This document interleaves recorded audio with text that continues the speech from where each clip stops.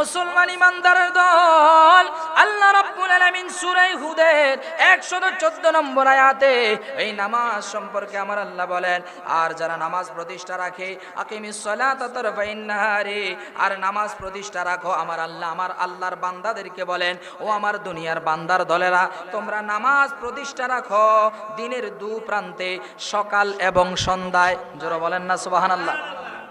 আল্লাহ বলছেন তোমরা দিনের তরফাইন নাহারি, তোমরা দিনের দু প্রান্তে নামাজ প্রতিষ্ঠা রাখো। অর্থাৎ দিনের দু প্রান্তে মানে ফজর, যোহর, আসর, মাগরিব। কথা বলুন ঠিক কিনা? আমার আল্লাহ রাব্বুল আলামিন বলছেন তোমরা ফজর, যোহর, আসর দিনের দু প্রান্তে নামাজগুলো তোমরা ঠিক রাখো। উজুলাফিম মিনাল লাইলি, এবং রাতের কিছু অংশ তোমরা নামাজ আদায় করো, অর্থাৎ মাগরিব এবং এশা। বলেন না সুবহানাল্লাহ। দিনের দু প্রান্তে ফজর, যোহর, আসর, আর রাতের কিছু অংশ অর্থাৎ মাগরিব এবং এশা। মাগরিবের নামাজ পড়তে গিয়ে রাতের সব অংশ লাগে নাকি? রাতের শুরুর অংশটা লাগে, সামান্য একটু সময় লাগে।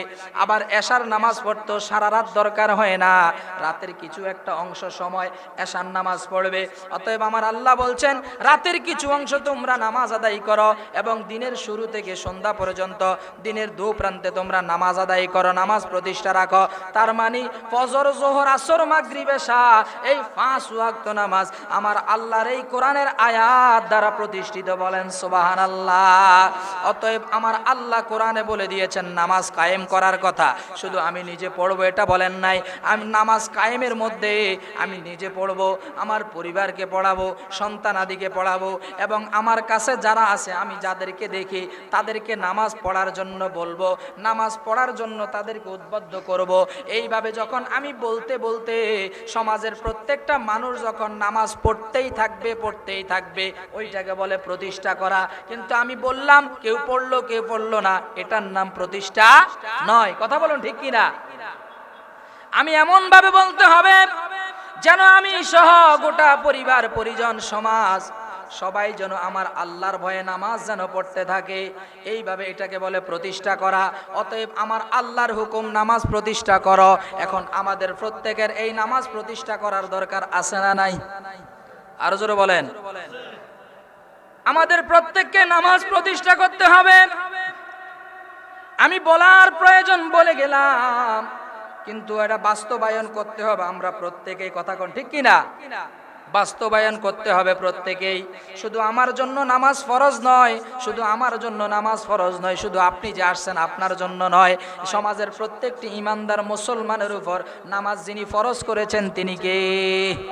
আল্লাহ। ওই আল্লাহর হুকুম আমাদের প্রত্যেককে পালন করতে হবে। প্রিয় ইমানদার ভাইয়েরা, মুসলমান ভাইয়েরা, আমার আল্লাহ রাব্বুল আলামিন বলছেন তোমরা যদি এই দিনের দু প্রান্তে এবং রাতের কিছু অংশ যদি তোমরা নামাজ যদি আদায় করতে পারো, তাহলে তোমাদের ফজিলত কি হবে, এটার উপকার কি হবে জানো? তোমরা কি পুরস্কার পাবে এটা কি জানো?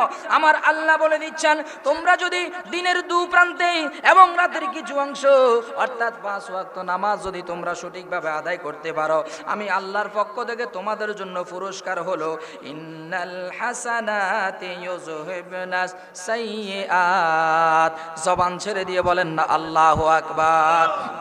তোমাদের জন্য প্রাথমিক পুরস্কার হলো, আমি আল্লাহর পক্ষ থেকে প্রাথমিক পুরস্কার হলো দুনিয়ার জমিনে তোমরা জীবিত অবস্থায় যত প্রকারের গুনার কাজ করেছো, যত প্রকারের গুনাহ করেছো, অপরাধ করেছো, কবিরা গুনাহ ছাড়া, শিরিক ছাড়া যত গুনাহ করেছো, সব গুনাহগুলো আমি আল্লাহ সওয়াবে পরিপূর্ণ করে দিব। বলেন না সুবহানাল্লাহ।